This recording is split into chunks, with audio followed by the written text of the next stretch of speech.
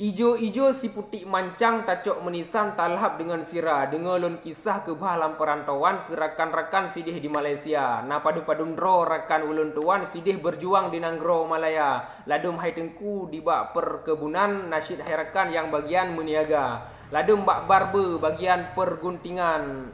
Bak proyek bangunan pih ramai lagoina. Ladum bak kondo yang cukup tahan manyang. Ladum bak kilang mensapat dengan awak bangla.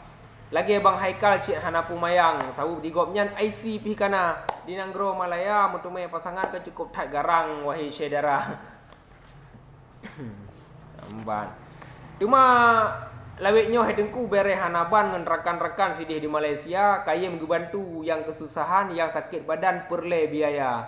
Ramai anggota yang kagepulangkan geberi bantuan ubi ala kada. Terima kasih kamu ucapkan atuh perjuangan rakan-rakan semua. Ngan Abu Sabah dua si kawan kadang hairakan dengan Haji Umar meripe-ripe sesama kawan sungguh hairakan apresiasi benar. Memang Bang Haikalnyo urang rupawan awak kampung ulun tuan di Aceh jumpa. Betat pi kulit digopnya warna ke hitam, hati di dalam kan putih bansaka. Alhamdulillah pujo ke Tuhan atuh kesehatan ke danyo dumna atuh rahmat yang cukup tat manyang. Semoga lam perantauan bubagah jaya. Amin amin.